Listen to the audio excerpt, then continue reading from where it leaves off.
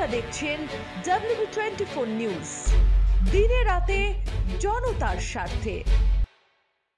রায়দিঘি অমলা বিদ্যা মন্দির স্কুলে ৩৯তম বাৎসরিক সাংস্কৃতিক অনুষ্ঠান হলো।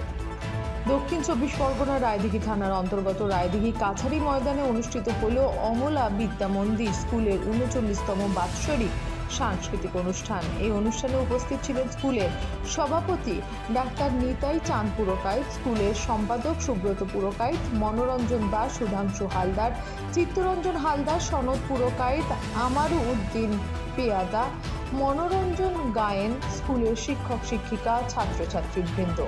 অনুষ্ঠানের প্রথমে মঞ্চে উপবিষ্ট বিশিষ্ট ব্যক্তিদেরকে ফুল এবং চন্দন দিয়ে অভ্যর্থনা করা হয়। তারপর স্কুলের শিক্ষক শিক্ষিকাদের সমবেত কণ্ঠে উদ্বোধনী সঙ্গীত পরিবেশিত হয়।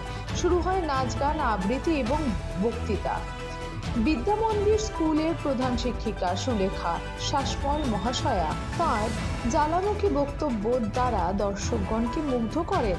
কচিকাচাদের নাচ ছিল চোখে পড়ার মতো। অন্য স্কুলের থেকে অমলা বিদ্যা মন্দির স্কুলের পঠন পাঠন সম্পূর্ণ ঘরোয়া এবং অন্য স্কুলের তুলনায় অনেক স্ট্যান্ডার্ড।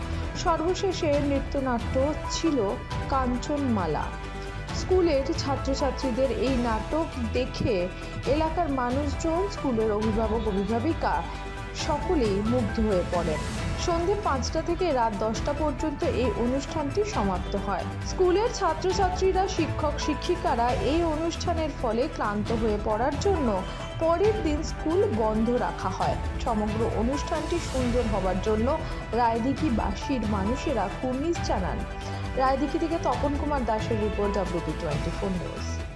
দেখতে এলাম নতুন সংসার, বড়ি তো এখন সব তোমার, মা হয়েছে পর। কিন্তু ও যে বড্ড ভালো।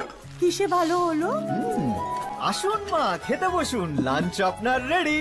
আরে যে গন্ধে মোমো, কি রেখেছো দেখি? তো স্পেশাল চিকেন কারি, অসাধারণ স্বাদ।